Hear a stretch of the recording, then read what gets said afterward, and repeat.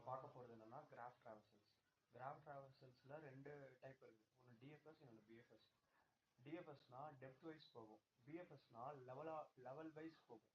இப்போது இங்கே இருக்கிற கிராஃப் பார்த்துக்கிட்டிங்கன்னா இது வந்து வேர்டெக்ஸ்ன்னு சொல்லுவாங்க, இது வேர்டெக்ஸு, இது வந்து எட்ஜு, இது வந்து அன்டைரக்டட் கிராஃப். ஸோ எட்ஜு வந்து எது இந்த வேர்டெக்ஸ்லேருந்து இந்த வேர்டெக்ஸ் தான் கனெக்ட் ஆகிருக்கணுங்கிறது ஒரு அவசியமும் இல்லை.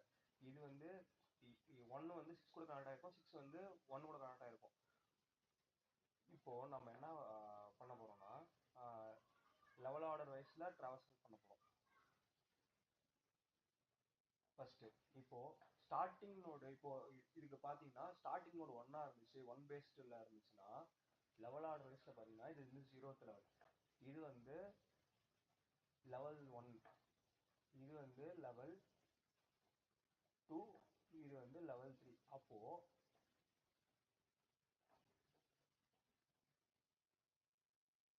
இது வந்து லெவல் 3. இப்போ ஆன்சர் வந்து எப்படி வரும்னா 1 2 6 3 4 7 8 5. இப்போ இது வந்து லெவல் 1,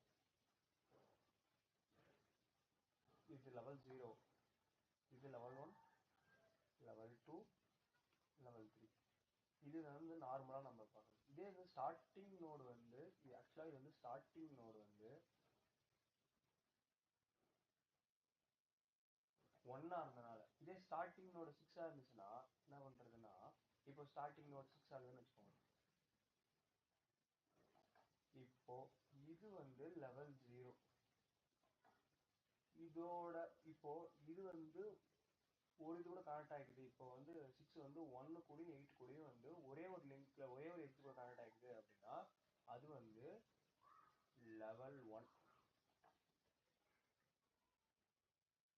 லெவல் 1. இப்போ 7ம் லெவல் 1 தான். ஏன்னா ஒரே 6 வந்து ஒரு எட்ஜ் கூட கனெக்ட் ஆகிருக்குது வந்து லெவல் 1. இப்போ லெவல் 0 வந்து 6னா அது ஒரு எட்ஜ் கூட கனெக்ட் ஆகிருச்சுன்னா அது லெவல் 1. இப்போ 1ல இருந்து 2 கனெக்ட் ஆகிடுது, அப்போ 6ல இருந்து 2 எட்ஜ் கனெக்ட் ஆகிடுது. அப்போ வந்து இது என்னன்னா லெவல் 2.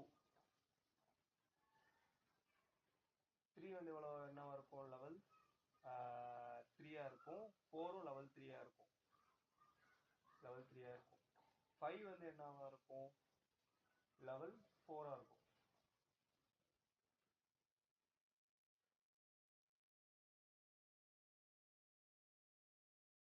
லெவல் 4 இருக்கும், லெவல் 3 தான் இருக்கும்.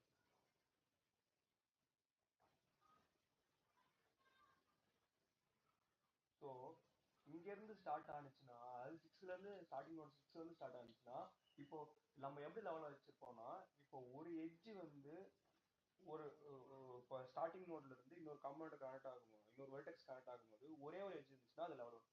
ரெண்டு எட்ஜ் இருந்துச்சுன்னா, 2 எட்ஜ் கனெக்டடா இருந்துச்சு அப்படின்னா அது லெவல் 2. 3 எட்ஜஸ் கனெக்டா இருந்துச்சுன்னா அது லெவல் 3. ஸோ இது மாதிரி தான் நம்ம கால்குலேட் பண்றோம்.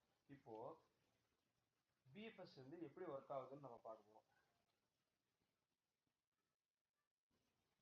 அதுக்கு நம்மளுக்கு என்னென்ன தேவைன்னா, பிஎஃப்எஸ்னாவே ஃபர்ஸ்ட் கியூ தான் வந்து FIFO மெக்கானிசம் ஃபாலோ பண்ணுவோம். அதாவது first order, first in first out.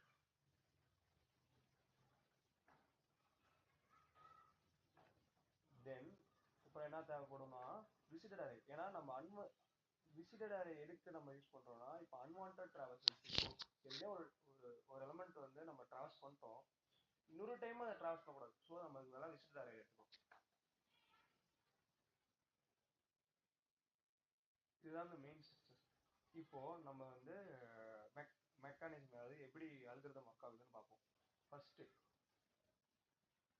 இப்போ இதை நான் இது பண்ணிடுறேன், டெலிட் பண்ணிடுறேன் ஃபர்ஸ்ட்.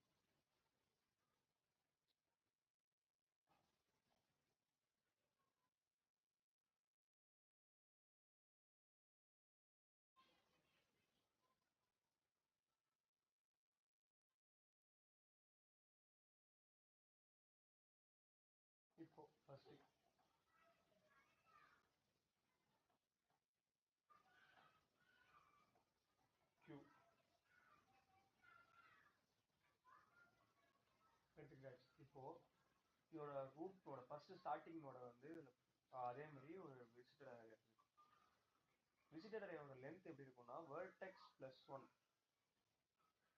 இப்போ இதோட வேர்டெக்ஸ் வந்து என்னவா இருக்கும்னா 8 இருக்கும். ஸோ நான் வந்து 9 எடுக்க போறேன். இது ஒன் பேஸ்ட் இண்டெக்ஸ்னால 1 2 3 4 5 6 7 8. இது வந்து விசிட்டர் அரே. இப்போ நான் ஃபர்ஸ்ட் எலமெண்ட் எடுத்து ரூட்டை வந்து இதில் புஷ் பண்ணிடுறேன்.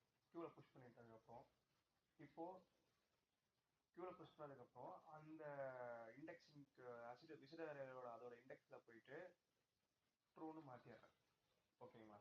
இப்போ இந்த வந்து இந்த ஒன்னை நான் புஷ் பண்ணதை மறுபடியும் வெளியில் எடுத்து பிரிண்ட் பண்ணிடுறேன்னு வச்சுக்கோங்க. ஒன்றா நீங்கள் அரேல ஃபில் பண்ணலாம், அரேல அக்குமுலேட் பண்ணி அதை ஆன்சர் ரிட்டர்ன் பண்ணலாம், இல்லை நீங்கள் வந்து அப்படியே பிரிண்ட் பண்ணுறத கூட பிரிண்ட் பண்ணலாம். இப்போ நான் வந்து பிரிண்ட் பண்ணுறேன்னு வச்சுக்கோங்க. இப்போது பிரிண்ட் பண்ணதுக்கு அப்புறம் இதோட கனெக்டட் நோட்ஸை வந்து கியூவில் புஷ் பண்ணணும். இதோட கனெக்டட் நோட்ஸ் வந்து எப்படி இருக்கும்? இதோட கனெக்டட் நோட்ஸ் எப்படி இருக்கும்? இப்போ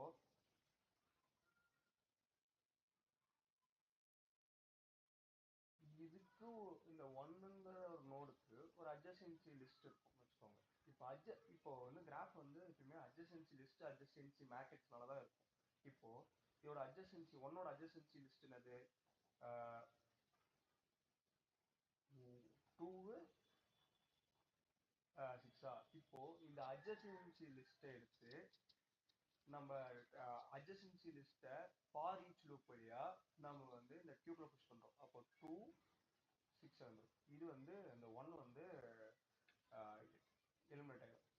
இப்போ 2 6 வந்துருச்சா? இப்போ 2 6 உள்ள போட்டதுக்கு அப்புறம் அதை நம்ம வந்து மார்க் பண்ணிக்கிறோம் ட்ரூன்னு. இப்போ 2 மறுபடியும் வெளியில் எடுக்கிறோம். 2 வெளியில் எடுத்து அதை பிரிண்ட் பண்றோம். அப்புறம் பிரிண்ட் பண்ணதுக்கு அப்புறம் 2ஓட அட்ஜசன்சி லிஸ்ட் எடுத்துக்கிறோம். 2ஓட அட்ஜசன்சி லிஸ்ட் என்னவா இருக்கும்னா 3 4 1. இப்போ இது நம்ம டிராவல்ஸ் பண்ணிட்டு இருக்கும் போது எந்தெந்த இப்போ வந்து 3 வந்து அன்விசிட்டடா இருக்குது, ஸோ நம்ம மார்க் பண்ணிக்கிறோம் ட்ரூ. 4 வந்து அன்விசிட்டடா இருக்குது, அதை மார்க் பண்ணிக்கிறோம் ட்ரூ. இப்போ 1 ஏற்கனவே வந்து இருக்குது. 1 வந்து ஏற்கனவே நம்ம வந்து எடுத்தாச்சு. ஸோ நம்ம அதை வந்து மறுபடியும் இன்னொரு டைம் டிராவல்ஸ் பண்ண தேவையில்லை. ஸோ நான் என்ன பண்ணிக்கிறேன்னா 3யும் 2 வந்து பிரிண்ட் பண்ணிட்டு 2 வந்து வெளியில் எடுத்துறேன்.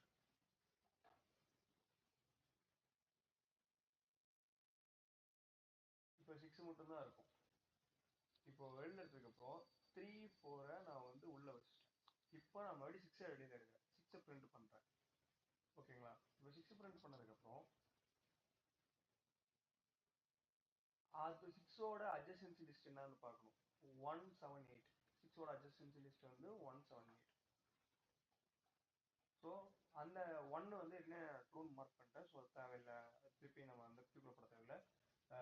7 8 வந்து நான் மார்க் பண்ணல. ஸோ நான் கியூப்ல போடுறேன்.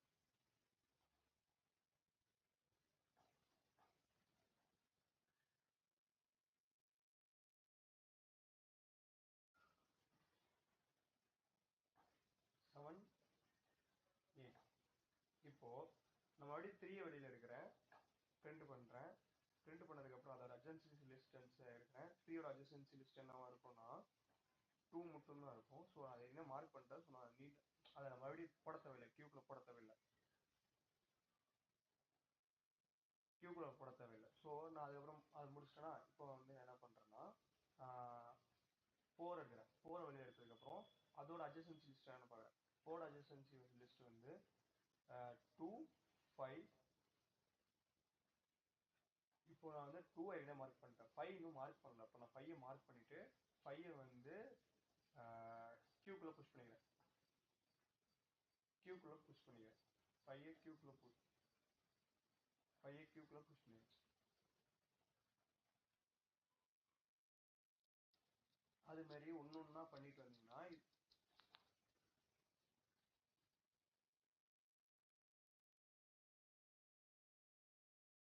4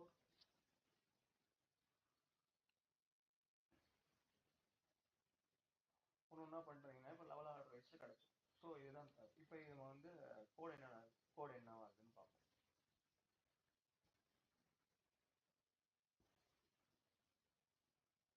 ஃபஸ்ட்டு நான் சொன்ன மாதிரி இப்போ ஒரு பூலியன்